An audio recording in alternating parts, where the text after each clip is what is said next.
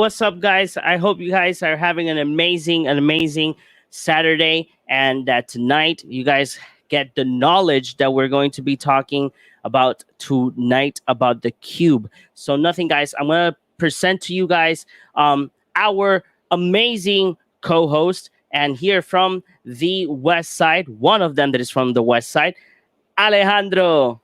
Hey guys, what's up? And then not only him is from the West Side, we have as well our one and only Mr. Christopher, aka Bob. Hello, guys. I am not late for the first time in this in these last few episodes, so I'm hella happy about it. And then we have from the East Side, the one that is going to be dominating tonight's show, JP. Hey, what's up, guys? I hope you guys are doing extremely awesome. So, before we start, I'm going to go ahead and give you guys something. So, you guys know that this show is run by all platforms right now, but hey, do not forget to hit that subscribe button on our YouTube channel. Like that, you guys can go ahead and be updated every time when this show ends. It will be uploaded on YouTube from now on because we're now streaming on YouTube. So hit that subscribe button and just follow us. There's going to be more content coming in. We're right now in the process of editing the Commander Night episodes that we right now have. I think our 3 episodes that we have already done and recorded. And not only that, guys, there's more to come. Remember, if you guys can't watch us or you guys can't watch us on YouTube, you guys can listen to us in your favorite audio podcast format. So we're everywhere, literally everywhere. Don't forget that you guys can as well follow us or subscribe to your favorite platform. Look at us at Cardboard Cave MTG Podcast, and all our audio formats are always uploaded the next day. So today you see us live, and tomorrow you can listen to us at the comfort of your home, car, or I don't know, probably your room as well, because you guys know that the audio formats, you can see it everywhere. So before we continue to this topic, I told the guys that I had a surprise for them, and it's because I do. I had this little epiphany, little idea in our main phase part. Hey, oh wait, why is the logo blocking my... Okay, we're taking the logo out. Okay, so before I continue with this, we got Geek Dimension is saying insert Lenny from the Simpsons meme. Okay, she wrote it wrong and then she wrote it right again. Hey, what's up, Geek Dimension? So this is the epiphany that I got like 10 minutes before we made the show. MTG Netflix series Fancast. We all know that the Netflix series for Magic the Gathering is being created for us, the fans. We still don't know what's the plot going to be. We only know that famous directors are going to be in the works of this show. But this is a challenge for each one of us here at Cardboard Cave. So each one of us has to make a fan cast for 6 characters. These 6 characters are going to be the following. So everybody, all co-hosts, get a piece of paper, write them down, because this is what we're going to be doing. We need to fan cast Nisa, Chandra, and Liliana, 3 female voice actresses that you guys choose. And for the 3 male ones, we're going to choose Jace, Johnny, and Nicole Bolas. I don't know if he's going to be appearing in the series, but we all know that he's a very important part of the MTG lore. So I added him as one of the cast members of this animated series. So pay attention to our Facebook page, guys, like that. When you see our 4 fan casts, you guys will be the ones choosing who is the most one that you like. And then we will be making an episode talking about what probably this will be, what ideas these people have. So, on to the main topic of tonight. 1 second, because transition, it takes a little while. Okay, there we go. So tonight, we have our friend and cube creator, JP, going to talk about what how to make a cube, how to Like, what is cube? what is a How- cube. You guys know what I mean? So it's like, so what is a cube? You know, It's a that 3D that rectangle. you know, Like a I mean, I have it in rectangle. a rectangle. Yeah. There you go. yeah, you know. So what is a cube? How is it made? All these mathematic craziness. Insert hangover meme. Over meme with like the Yeah, Melly wrote us on Facebook saying, Orengo parece que está en Nuay. No, I mean, There's a shirt. the question is, do you like that? So, like that, we can continue on tonight's main topic of the night. We're going to leave you guys with our friend JP. So, JP, take the stand. Okay, what is a cube? Using the words of the professor from Tolarian Community College, it is the apotheosis of magic, the ultimate magic format. I might be a bit over exaggerating, but it is that good. A cube is basically a draft format. It is limited. You just take a bunch of cards and just bunch them up and draft them. It's that simple, although it can be very, very complicated. As much complicated as you might want it to be. Okay. First thing is the size, like just on the basis of what the cube can be. There's different size categories. Generally speaking, I've seen sizes between smallest as 180, and it generally goes up by 90. So 180, although it's the 270 mark is usually skipped over, it's 180, 360, 450, 540, and then 720 plus. 630 is usually skipped as well. 720 plus, it can get pretty big. I've seen like a 2,000 card cube, and those are huge. Commander cubes, which we'll get into later on, are also very, very, very large. I think Chris has a question. Yes. That's Professor Japes. Yes, answer. Is there, Answer away. is there any particular reason why there are certain of those that are skipped over, or is it just kind of like based on preference? Usually it's based on how many players are going to be playing.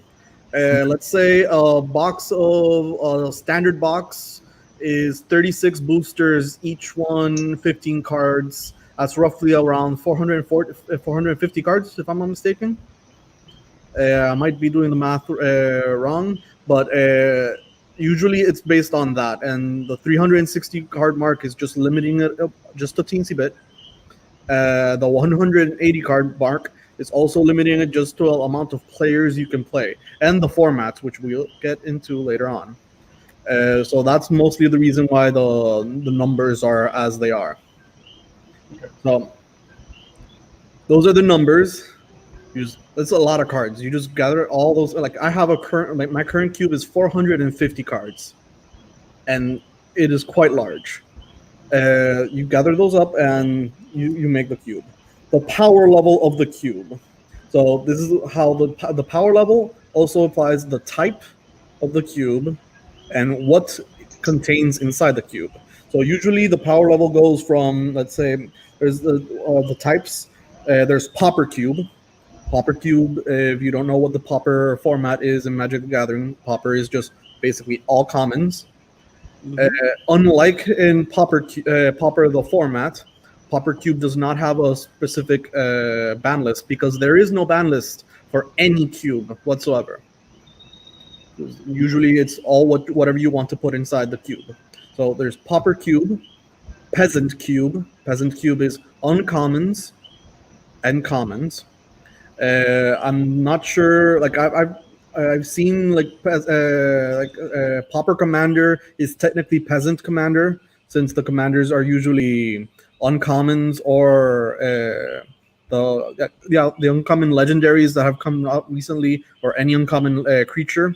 So I'm not sure if there is any specific Peasant format, but that's the reason it's called Peasant. Then we go to those next stages of what are the other formats can be contained inside Cube. So Modern Cube Legacy Cube, Vintage Cube, and Commander Cube. All the formats kind of like historic, pioneer. There might be other cubes in those formats, so those can be included as well. So let's start with modern cube. MTGO, Magic the Gathering Online, has a modern cube, a legacy cube, and a vintage cube. They also have other specialty cubes they add in every once in a while. It's basically all cards throughout all Magic that are legal in that set. So if it's not legal in that like set format, then the cards are not included. That makes Modern Cube from 8th edition onwards to recent sets. Legacy Cube is every single set in all of Magic history, but excluding the Power 9, and Vintage Cube. Oh, excluding all the cards that are banned in Vintage and restricted. And Vintage Cube has all the cards. All the cards. There's no banned cards. Vintage Cube can be of two ways: powered and non-powered. We'll get to that in a bit. Usually, so Yep. basically, every cube has like a set of number of sets that you can use depending on what you're making. yes.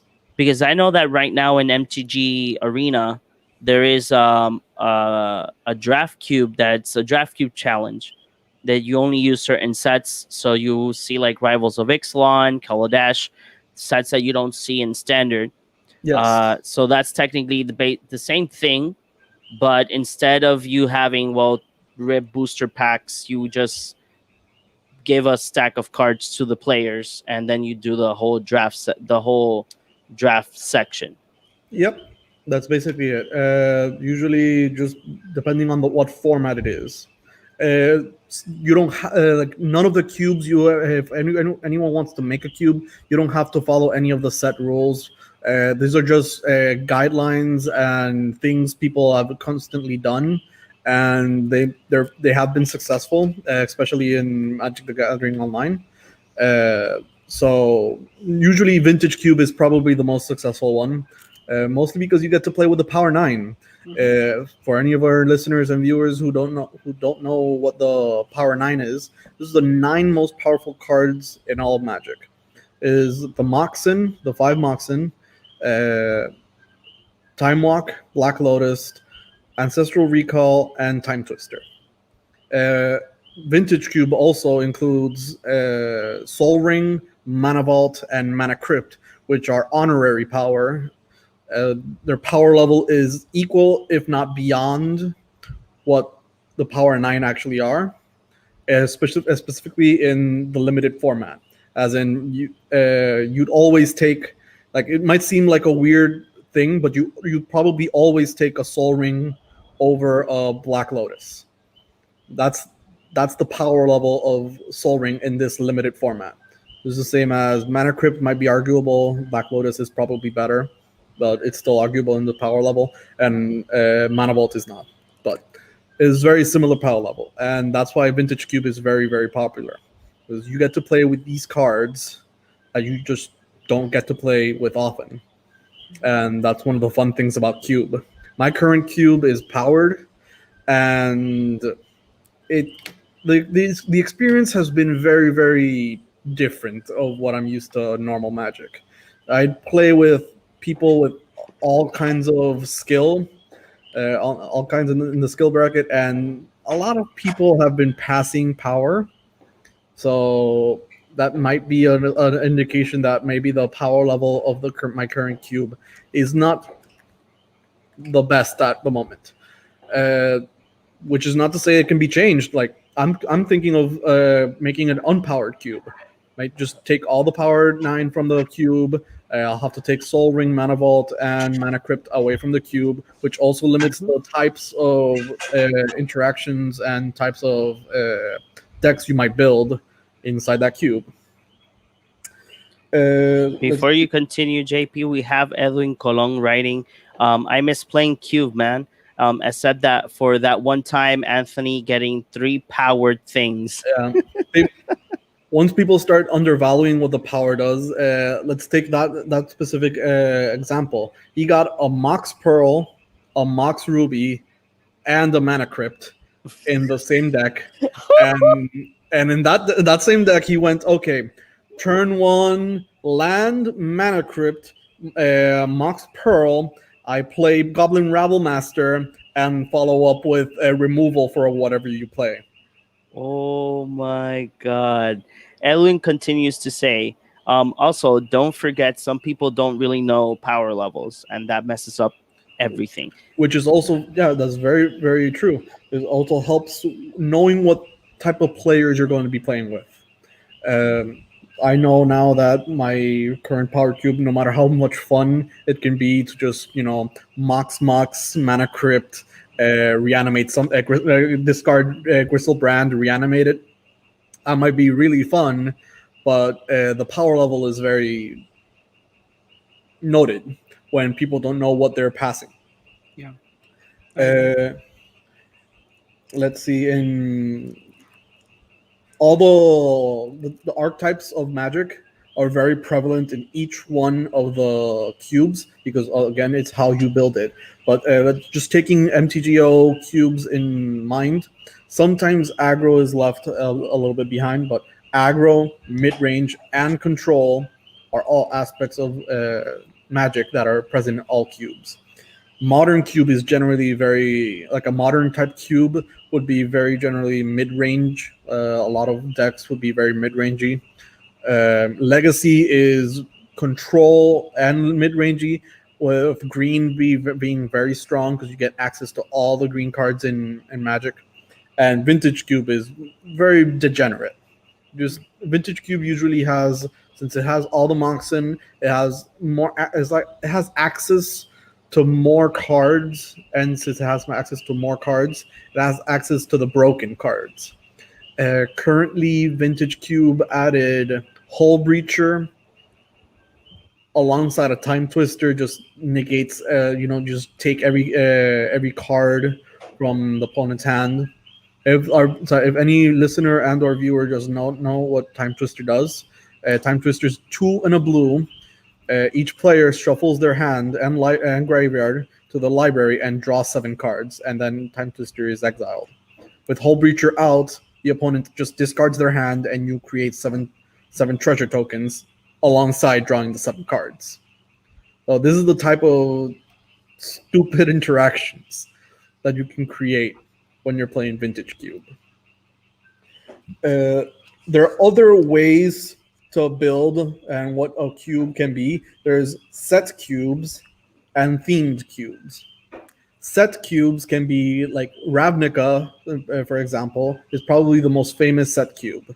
There's 9 sets of Ravnica, all the original sets, the Return to Ravnica, and then the Return to Ravnica within the War of the Spark.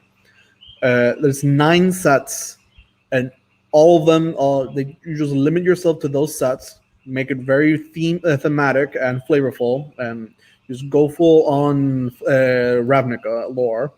You can add, usually has all the fetches, actually, all the fetches and all the shock lands, because the mana base would be lacking considering you'd be only limited to some sets, which is something very important to say. Not all the cards are just playable cards. Lands and colorless cards are very, very important.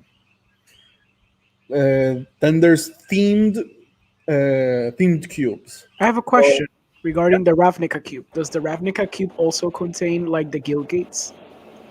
Usually, I've seen, yeah. So you get the shocklands, the guild gates. You also get. I've seen some versions that I apply the fetch lands because it smooths out what you draw and how you draw it. I've seen other versions that just double up the amount of shocklands you can have, and some of them just discard some specific rules. I forgot one specific thing. There's one specific thing that since I always play Commander, I kind of forget, and I also play a lot of limited. I kind of forget that you can just have multiples of those cards. So cube is generally, not necessarily specifically, but generally a singleton format. Mhm. Is very specific, very key. So there's only one of each card. So going back to the themed sets, the themed cubes, I've seen core set cubes, which includes all the core sets. Generally, I've seen, I think, up to eighth edition onward, or I'm not sure if they include. I'm pretty sure they don't include alpha and beta because those are technically core sets, Okay. but it's core sets, just all the Magic the Gathering core sets. I've seen a ramp cube. It's just each color wants to ramp and play the biggest things. I've seen even like very very different cubes with the Grixis cube. Every card in the cube is either blue, black, or red, and in addition the colorless. Mhm. So cube can be like very very varied, and again, those are different sizes of the cubes with different numbers of players you can play in each. Considering it's 3 packs, and each pack has 15 cards. Usually, you play to a maximum of 8 players, although it can be more. Usually less. Okay. So, what is a cube? Cube is just a bunch of cards. You select them individually and bunch them up together and draft with players. So So do you like you could take theoretically like a pile of your cards you're not using and add up to the number that you need, like say 450 or 360 or whatever, and bunch them up together and you could play cube theoretically. theoretically, yeah, that is exactly how I did my first cube. Well, Now eventually though, because I've seen you tinker your cube for so many years, what I've noticed is that eventually you start adjusting your cube because you start realizing that certain colors are more prominent or more powerful than other colors. And then you start trying to think of strategies to include to the cube. So let's say that someone did their first cube and it was literally a pile. It was a pile of cards. And they played for a while, but they're realizing, oh man, it's cool, but since I have a lot of aggro stuff, like if someone drafts red, they're usually just gonna win. So how do you take the next steps to start adjusting your cube and trying to make it your own? that's a great question and brings me towards my next area of the topic: Perfect. building a cube. Okay, so we already know that you just grab a bunch of cards and bunch them up together and draft. Now, I made my first cube. I didn't even have enough cards. So I asked a bunch of my friends, "Hey, you're using these cards? You're using these cards?" And just, okay, I'll take this card. I'll take this card. Oh, look, these seem to go together, and just bunched them up together, and we just played, Mhm. and it was Okay. horrible. Okay, JP, I got a question from the chat. This is a pretty long question, but Edwin Colong says, like you said, you and well almost all of us that played in Granuja, we were commander players. Would you say a commander cube is a good idea, like that one guest that went to game nights that one time for a play group that usually focuses on commander? I'd say Commander Cube is a definite, like a really, really good idea. It's also very, very time consuming to create because it would be on the 720 plus area of the size because you need a 100 playable cards. When you're drafting, you usually play with a 40 card deck.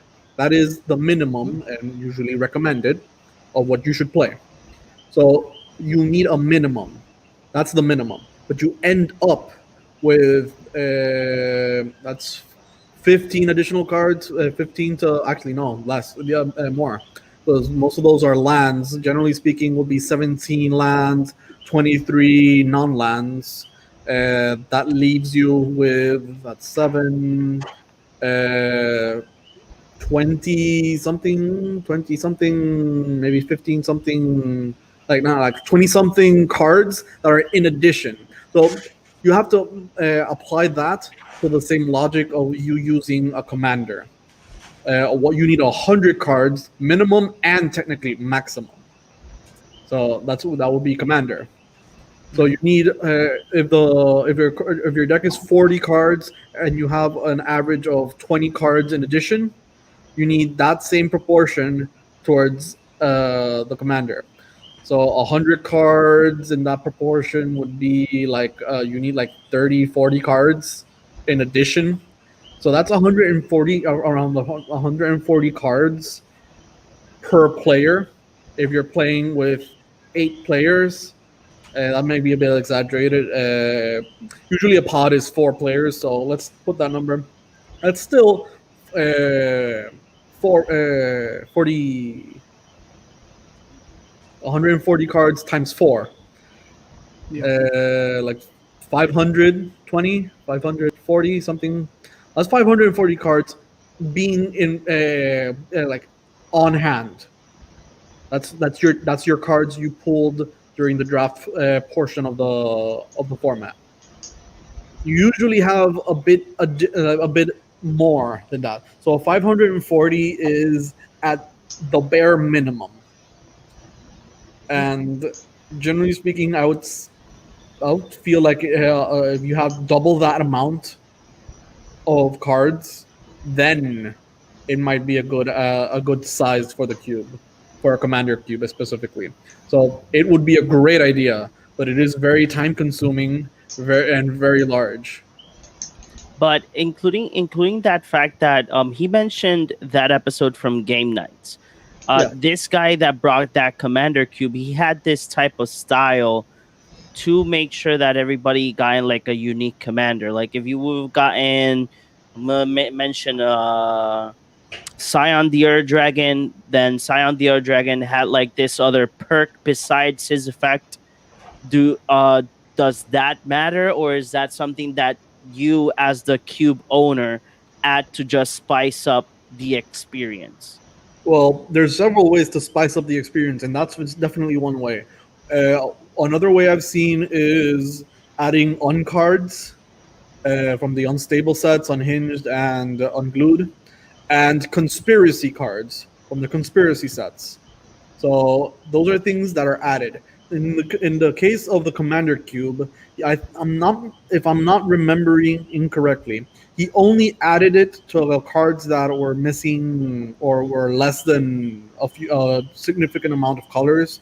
Let's say you're drafting and you want to draft black because you got a few good black cards and you're trying to get as many black cards as you can, but then you didn't get enough. In that episode specifically, he's Brandon Sanderson, the owner of that cube. He made so when you're drafting the commanders, which is there are several ways to do it, and you can draft them separately or draft them on during. And those specific commanders, like if it were a 2-color commander, he had an ability that, oh look, this card is also this other color, or this card can be any other color of your choice in addition. So if it's a blue-green card, then you can just add red, and then you have a blue-green deck, and then you have a proper blue-green-red commander that you were missing, but now you have. So that's a way to satisfy that condition. Commander is very specific in that case, but usually other cube formats are just drafted normally, like any other draft format. Okay. Quick question. I mean, I noticed that one of the things that you were talking about now is like drafting when you do the commander draft, drafting at 100 cards. But I noticed that when you pick up a box of Commander Legends, the way that they recommend that you draft is actually a little bit different to the traditional draft. Because in this case, instead of picking 1 card from the booster, you pick 2 cards from the booster and you build a 60-card deck instead of a 100 or a 40-card deck in which you would do in traditional draft. So I just kind of see what's your opinion on that. I didn't get to draft Commander Legends, so I'm just imagining how the dynamic would work. And since limited, generally speaking, cube isn't a competitive format. It can be competitive in MTGO and online, but when you're just playing with your friends, it's just playing for fun. And of course, you want to do those degenerate things, but I imagine those limitations were put so people could draft and be in a competitive environment for prize and prizes pools, and that's why the number of cards in the deck could have been limited. That also could be a like different rules you can apply. Like if I were to make a commander cube, everyone would draft as everything towards a set number of cards, but then everyone makes a deck, and if let's say five out of the 8 people, or like let's limit it to a pod, 3 out of the 4 people didn't get to draft a proper deck that reaches 100 cards, but they reach a proper deck of 80 cards. As the person that's running the cube, you can just all decide, like in between all of the players, you can all decide, then we just make 80 card decks. And it's very flexible in that aspect. And so these are just things specific to specific cubes. So it all depends by a case-on-case basis. Okay. So, okay. Going back to the building a cube. So I already said that I just grabbed a bunch of cards and put them together, just played with it. And then the next thing I did was work on the curve. So building a cube is very much like building a commander deck because of the singleton form. Usually, there might be cases in which this is not the case, but in this, generally speaking, a singleton format is very much like building a giant commander deck that just wants to do everything at the same time. So you start by going through the curve, and to get the curve properly, you need to start thinking about the archetypes.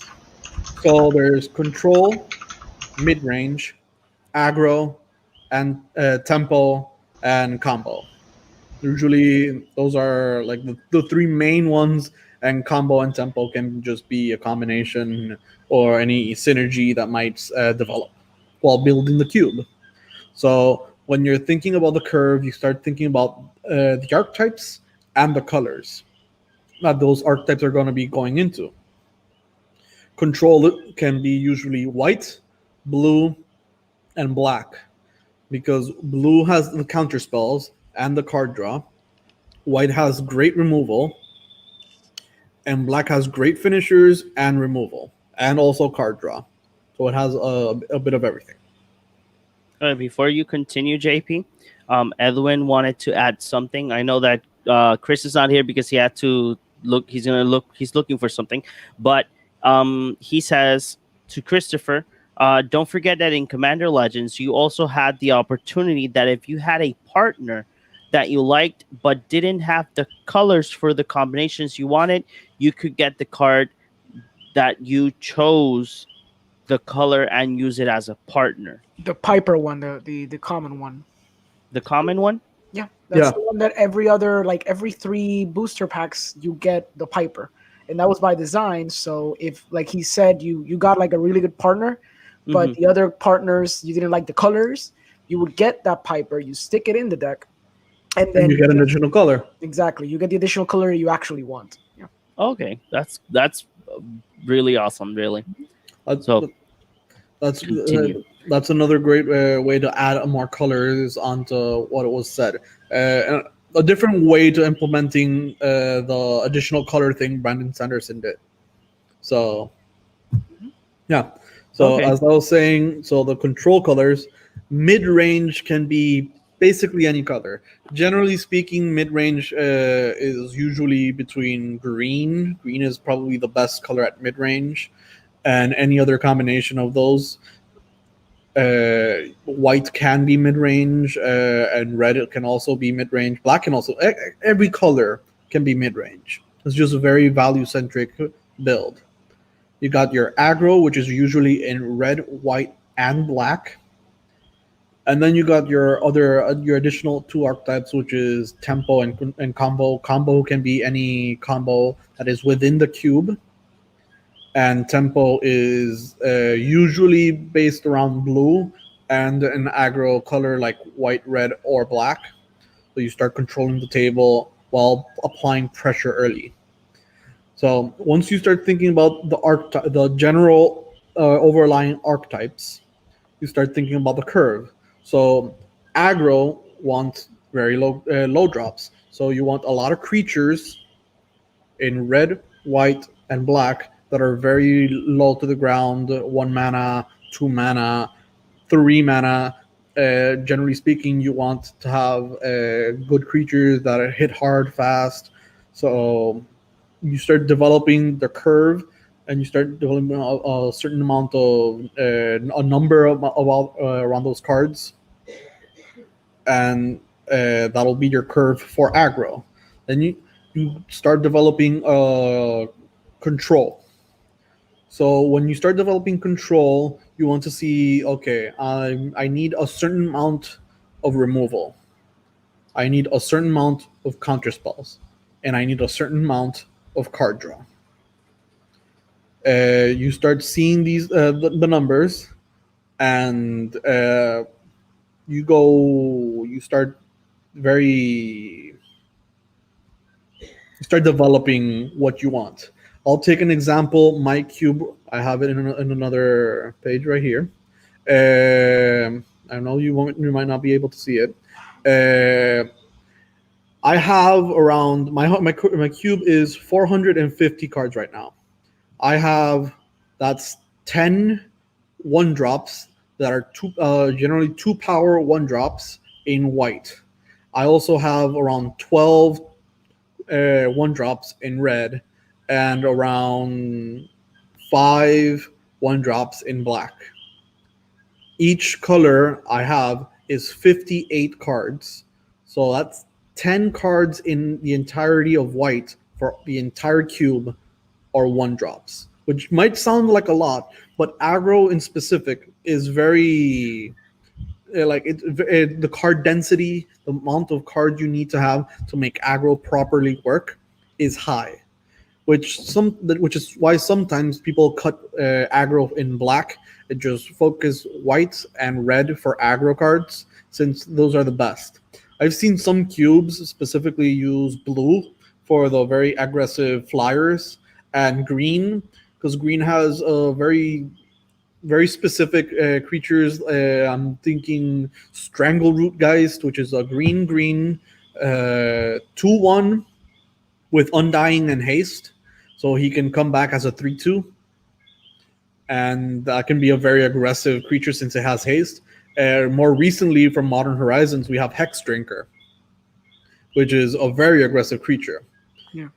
So aggro can be developed in those numbers. You start seeing by percentiles. Okay, I need to see how much do I want aggro to appear. How much I want aggro to be consistent, because aggro specifically needs to be consistent.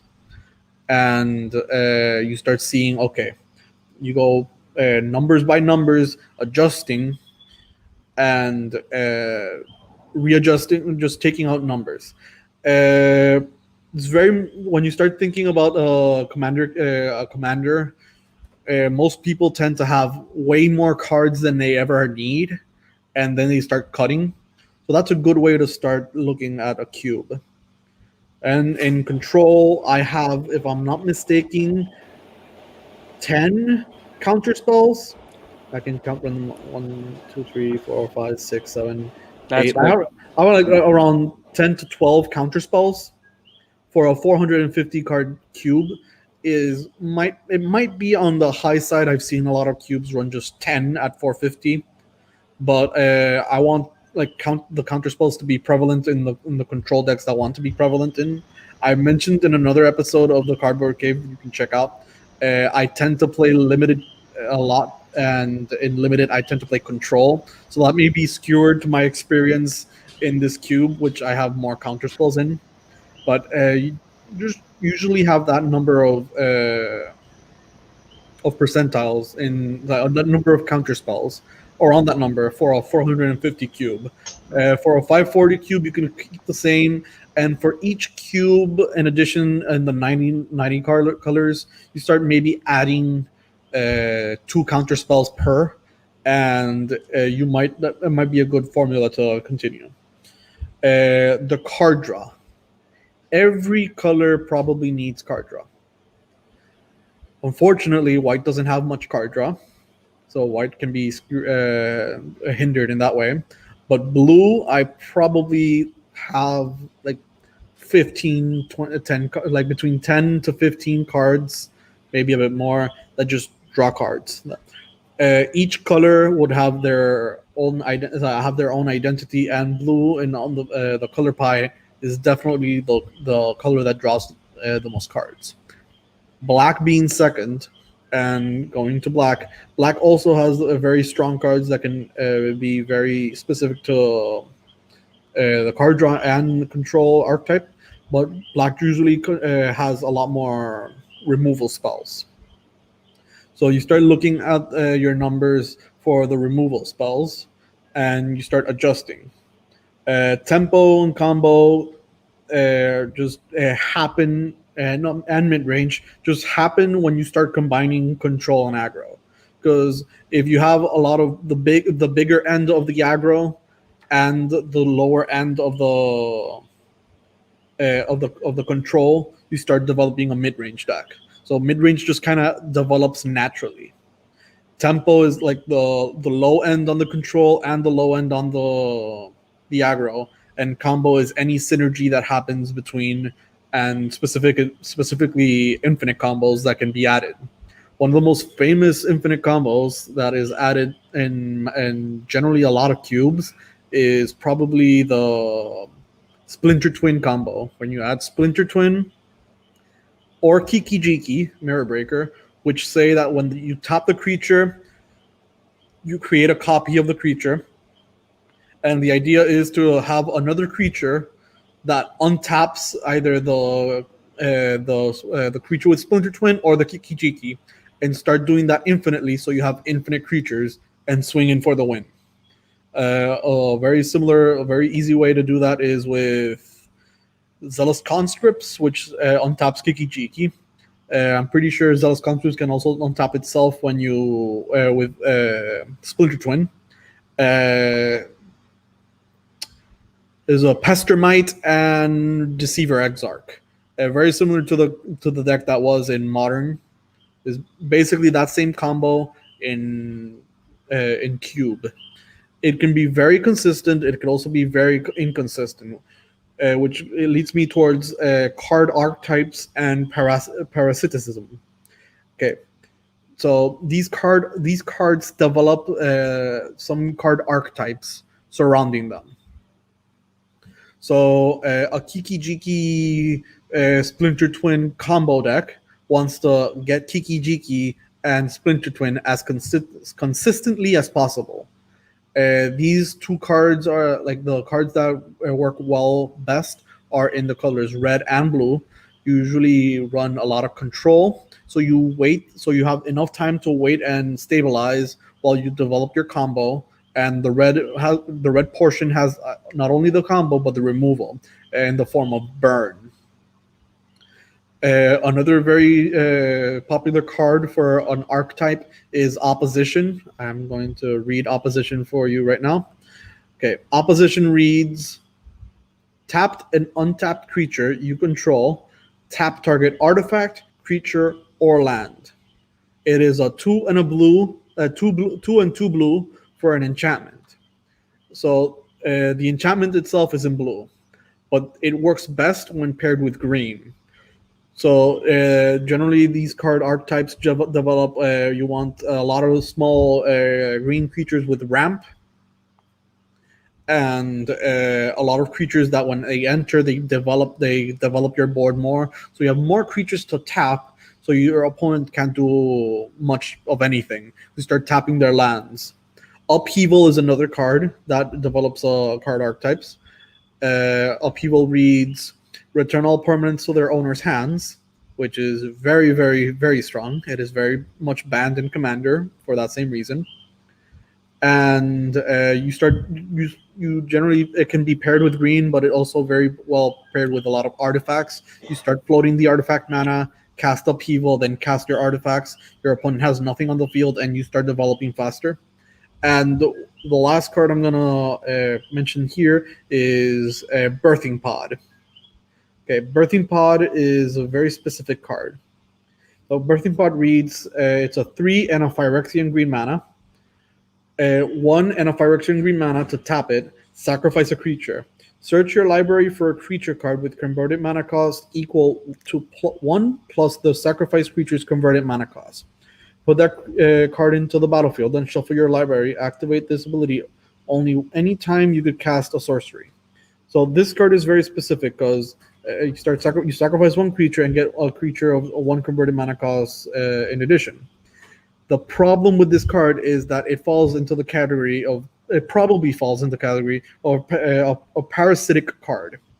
So what is a parasitic card? A parasitic card would be any card that requires too much setup and too much foresight to start developing. When you're drafting your deck, you start going through the cards and oh, this card is nice. Oh, this card is nice. Then when you get a card like Birthing Pod, the effect is really cool and you want to use it. So you start skewering your deck to try to build around that card. But you don't know if you might get the cards, playables to make Birthing Pod viable. So let's say you got Birthing Pod on your second pack, and you start trying to, like the first card in the second pack, and you start trying to hammer in, just trying to get as much value you can out of the Birthing Pod. But then by your third pack, you don't have enough cards to play Birthing Pod properly. So you start shying away from that and trying to build a more cohesive deck. But by then the damage is done. And you look at your deck, and even though it might be playable because in this specific case, Birthing Pod is based around creatures, and just having creatures at a curve, which is what Birthing Pod wants, makes a proper deck. It won't be a cohesive deck, and it won't be as much of a strong deck as it could have been if you had not had that card.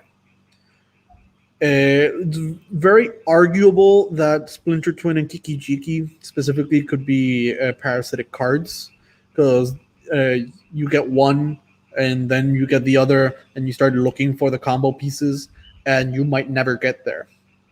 So parasitic cards can be anything that just hinders your deck more than it would help your deck, even though the card itself is good. Generally speaking, cube is made out of good cards, so you won't have any bad card in the cube. I currently have Birthing Pod in my cube. I should probably take it out.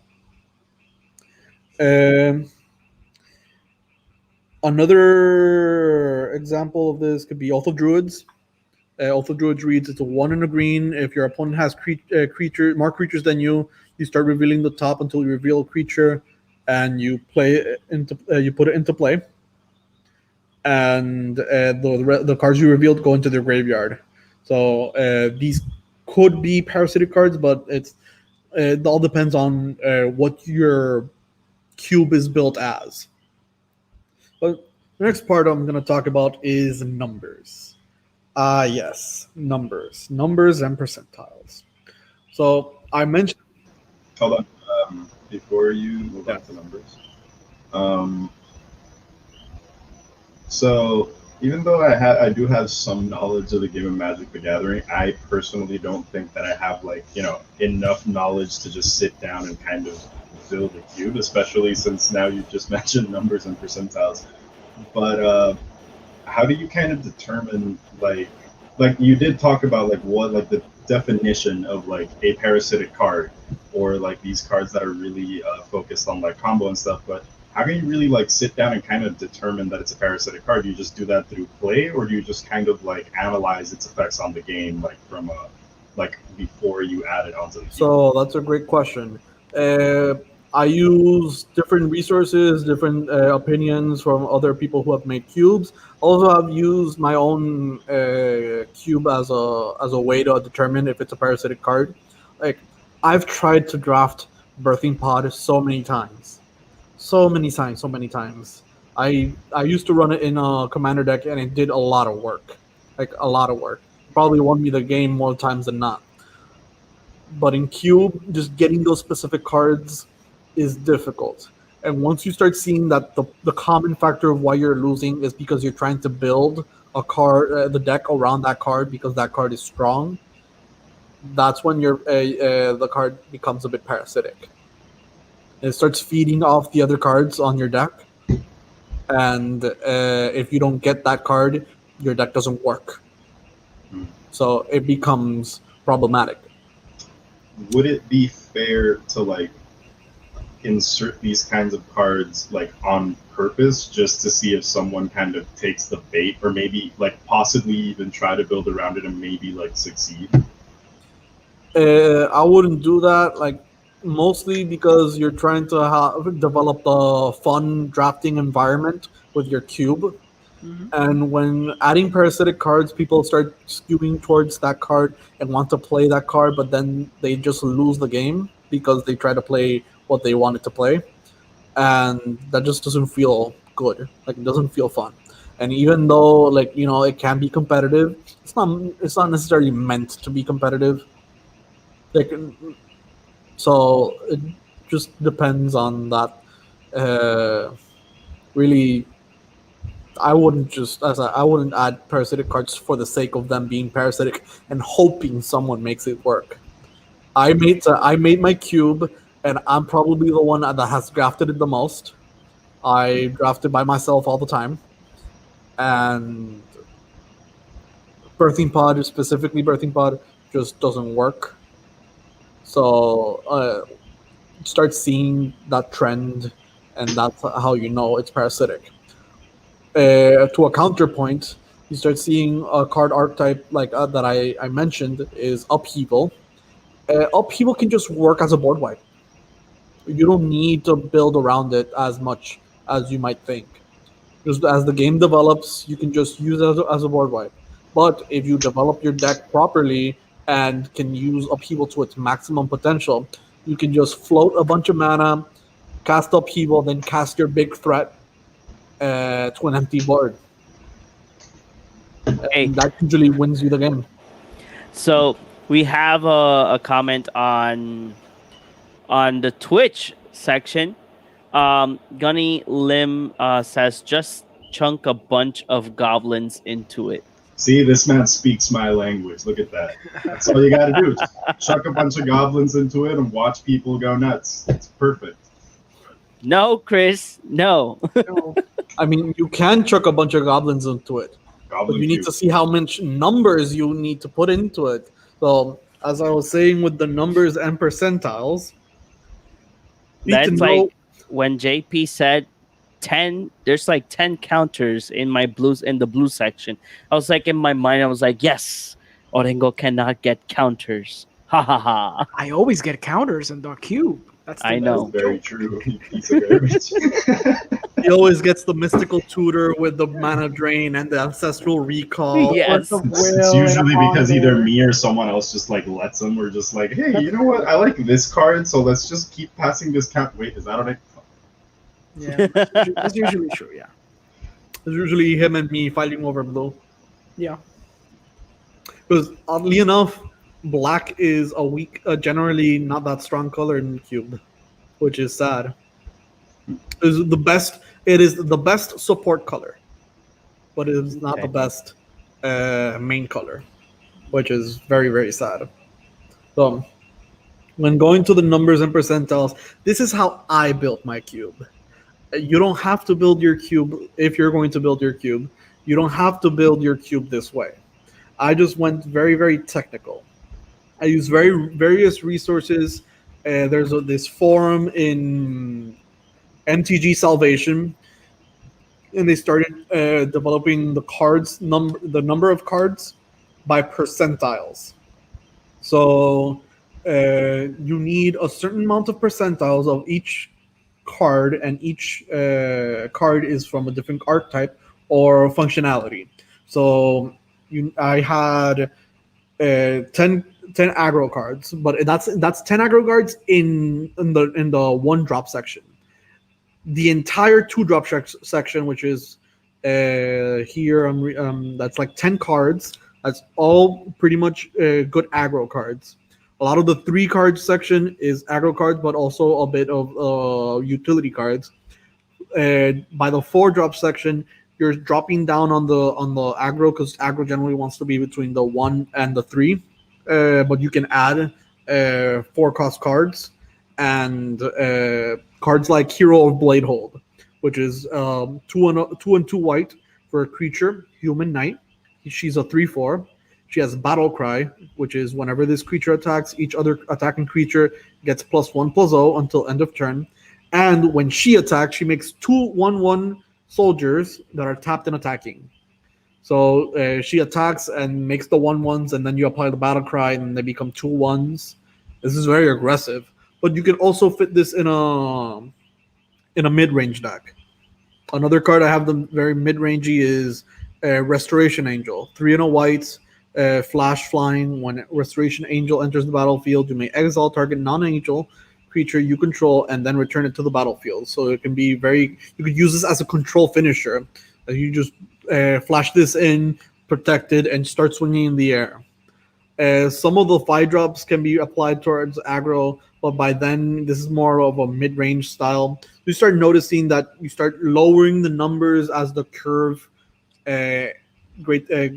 becomes greater. I'm pretty sure there's to view the curve here. There we go.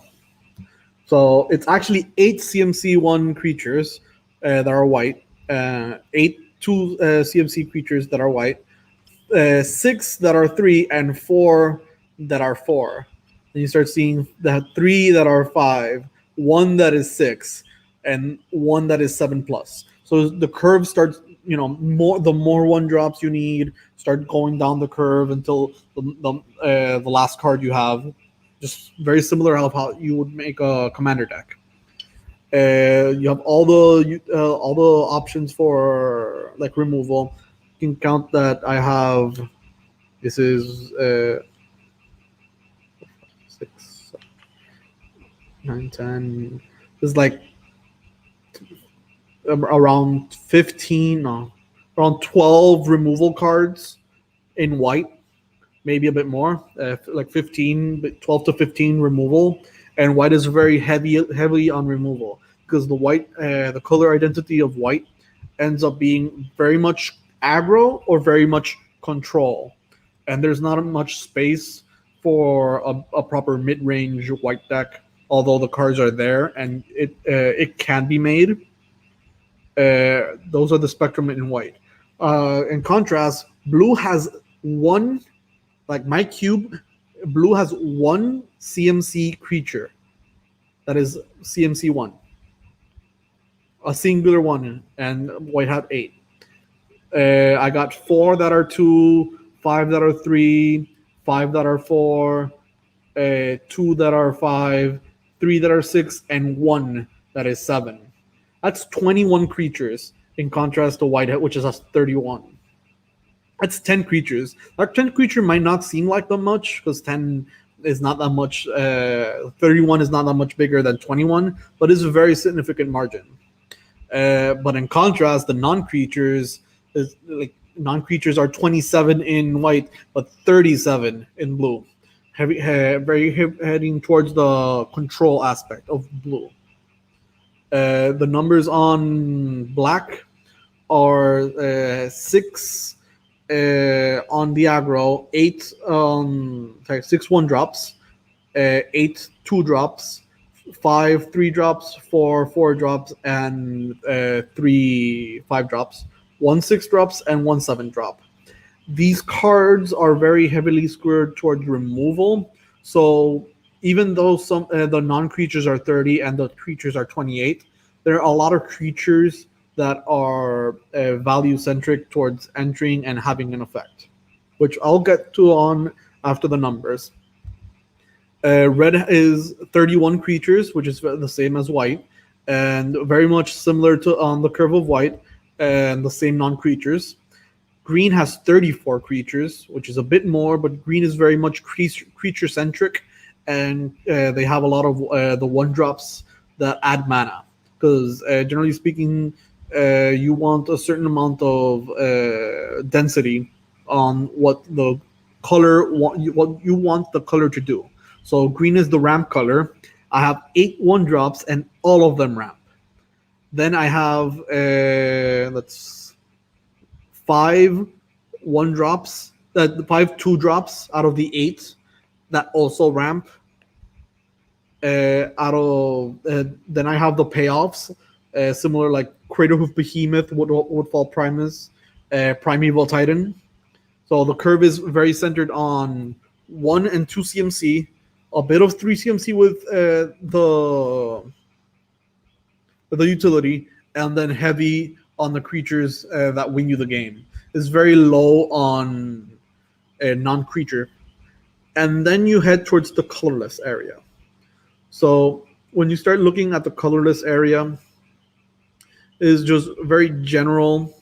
Since I have a powered cube currently, my creatures is 18. Some of them being Ginger Brute, Phyrexian Revoker, which are centered around aggro. Then Solemn Simulacrum and Golos, which are very much mid-range creatures. Wormcoil Engine being a finisher. But oddly enough, there's 10 CMC 7 plus, which is a lot of finishers. Emrakul, the Aeon's Torn, the Promised End, Blysteel Colossus, Ulamogs, Walking Ballista. Those cards are very centered on finishing the game, and any deck can run them. Then the non-creatures are all basically the mana rocks and utility cards. And after that, I have the colored this colored section, the multicolored section. The multicolor section is usually divided in guilds. The reason it's divided in guilds is because you can combine two guilds to get your third color, and you don't have an obligation to play an additional color. Sometimes you just don't get the mana to play those colors, which heads me towards this other section, the lands. Lands are very, very, very important cube. I might have considering on the high side of lands. So I have 5 lands per guild color. And each guild has 8 cards. So if 5 of those are lands, 3 are actually just non-lands. Take example, Azorius. I currently have Teferi Time Raveler, Fractured Identity, and Teferi Hero of Dominaria. The reason the number of Azorius cards are low is because you can probably run your deck better with a lot of white cards and blue cards, and happen to have a Teferi in there to finish the game. It's a card that develops an identity for the dual colors. So Azorius is generally like it's white and blue. So Azorius is generally based on control. Teferi Time Raveler, Fractured Identity, and Teferi Hero of Dominaria embody that, because Fractured Identity is a removal spell and can be a finisher. Teferi Hero of Dominaria is definitely a finisher, and Teferi Time Raveler keeps you in the control game. So each guild has its own identity you can create, and it can develop this sort of cohesive mind to the different combinations of colors. So even if you don't get, let's say, a Dimir card, you can still make a blue-black deck, and it feels like a blue-black deck, which also depends on how you're going to build your cube. Then I have all 10 of the guilds, and the last section in the multicolored is actually I removed it, which is interesting. I had Nicol Bolas, the God Pharaoh. I personally enjoy that one more than Nicol Bolas, the Planeswalker, which is usually one of the finishers. It usually is one of the one only tricolor cards that people add. Usually because it's a really strong card. I don't like adding tricolor cards because it forces you to have to, fit in a third color, and usually you just don't have the cards for it. So it might feel bad that you got a Nicol Bolas on the first pack and never got a Grixis deck, a proper Grixis deck. So the numbers, the numbers and percentiles, so more lands in this case, the more lands is better. So you start playing, so you smooth out your colors, less multicolored cards because it forces you to play, it forces you less into certain colors or certain color combinations. Any questions? No. I don't think so. I think at least from us, there's no questions. No questions. No. Okay. I'm just like hella immersed in the whole thing, so I haven't even like had any questions so far. I think you've like covered everything, and like I don't know. I'm just like super hooked So right now. let's just a recap. You when you're a cube, a bunch of cards, you just jumble them up together, and a certain number of cards, and you have them. You choose what you want in your cube and how you want to build your cube, depending on what sets you want to add and how you want to add the different types and types of archetypes you want to add. Generally speaking, be aggro, mid-range, and control, with a few cards that add some different archetypes to them. Then you start looking at the numbers, you start working for a curve. You start seeing that aggro is high density, and control can you can skewer the things towards control as well, because the mid-range will develop naturally. Each color has its own identity, so white with the aggro and control, blue with the control generally. Black has a bit of everything. Red is aggro and can be mid-range. Green is definitely mid-range, and all the colorless cards can support each other one of the different colors. Then you have the multicolored cards. You should add more lands than non-lands, because the lands allow you to play out your deck properly and more smoothly. And the less non-land cards you have on your multicolored cards usually is better. For the reason is you don't have to be skewered towards that color, because you got a Teferi, but then you get a Rakdos card you wanted to play, and now you don't know what to play because you have two of the same color, two of different colors. You might skewer yourself in too. You might spread yourself too thin. That pretty much covers what a cube is and how to and building it. There are several resources you might want to use. MTG Salvation has a pretty big resource. I'll have to give John the links so he can post them down on different videos he might be posting this on. Channel Fireball has a great resource, and Star City Games also has a great resource. The MTG Cube subreddit also has a very good resource. They have a beginners resource, a beginners tab, where they show you the steps, power levels, curves. They go a bit more in depth in how to actually start your cube, giving you examples, as it's a bit more difficult to show this through this podcast format. And they also have different ways to draft, which comes next. The different ways to draft a cube, or drafting a cube. My last topic here. So Before you change the topic, I was gonna ask, how many basics do you recommend to have in the cube? okay, that's a great question. So something to clear up. Basics aren't in the cube, or aren't inside the cube. Just like in when drafting, you just automatically get as many basics as you want. I currently have, I think, 30 or 45 of each color of each basic land, and that covers most of the land you might have.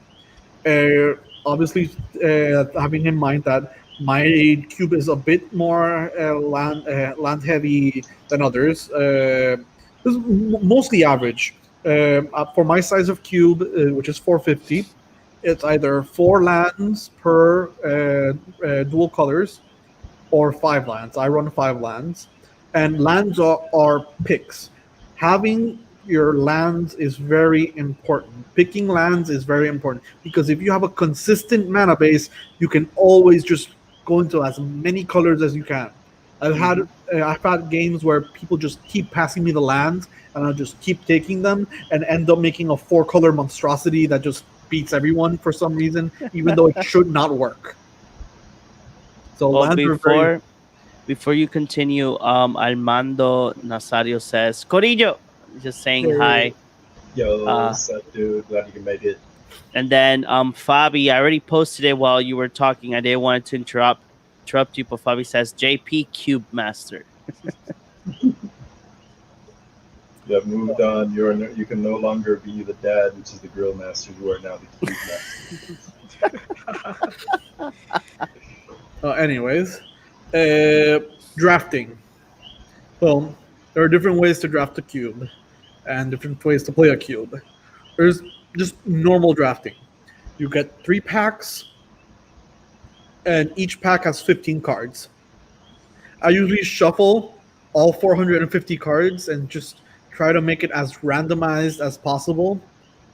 Sometimes it doesn't feel randomized because a lot of cards end up being together, but that's just the nature of what Magic is.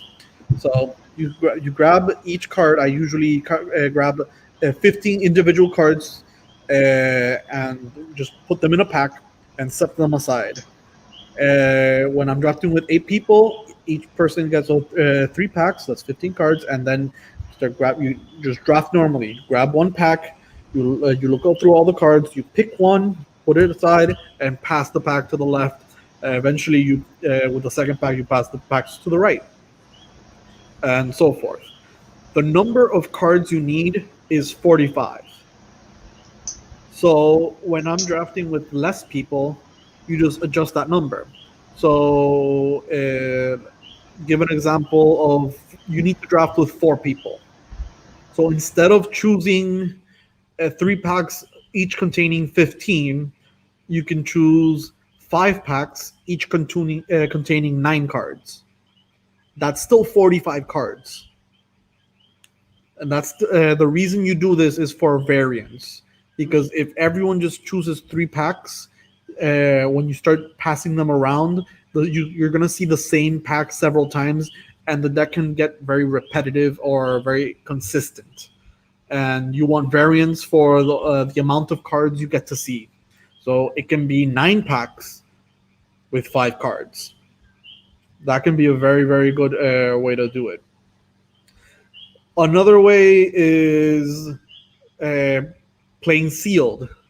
When you're playing sealed, you get 6 packs each of 15 cards, and you just get those cards, and you get to keep all the cards, and you make your 40-card deck with those cards. And there's other 2 ways I know of. There's probably other ways, but there's 2 ways I know of. A way called the Winston or Winchester draft. I'm not sure. I'm pretty sure there might be 2 different, but I need to check real quick which one is which. Pretty sure it's 2 different versions. So there's the Winston and the Winchester. When you're Winston drafting, you start.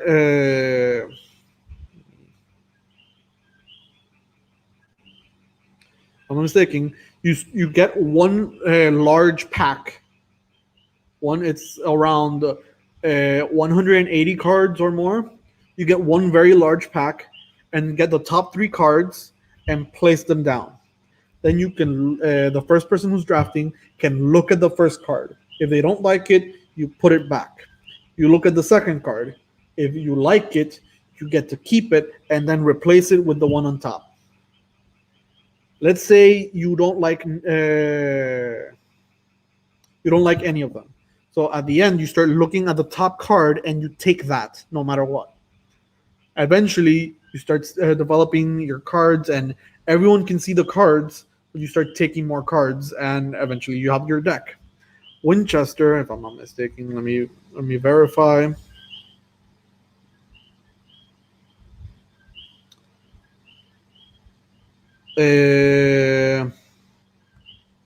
Winchester, if I'm not mistaken, is the same, basically the same, but you start placing additional cards on top. So a pack can contain more cards than one. And then there's grid drafting, which is probably the best for a certain amount of people. Winston and Winchester, generally speaking, if you have a large cube but you don't have enough people, you can do this between 2 people. Grid drafting, you can do this between 2 people, 3 people, 4 people. The number of people that are drafting can increase or decrease, and it's a very different way of drafting. So what you do is you get a bunch of packs. If I'm not mistaken, it's 18 packs of 9 cards, and you divide it in a 3x3 grid. So you have 9 cards. You got them laid out, and what you do is you take an entire column or an entire line. Those are your cards.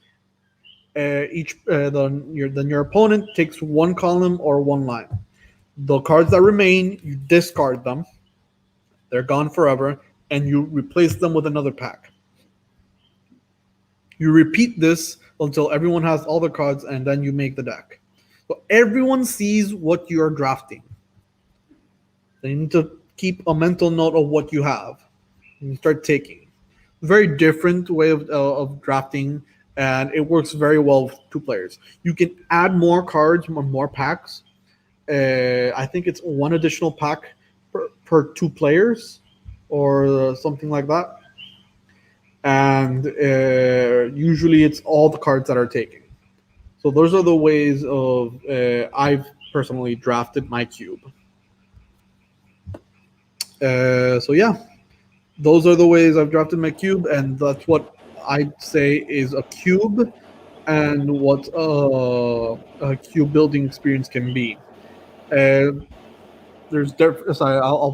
I'll post. I'll give John the different resources I use while building my cube, so he can post them down, Yeah, and sure. you can use those.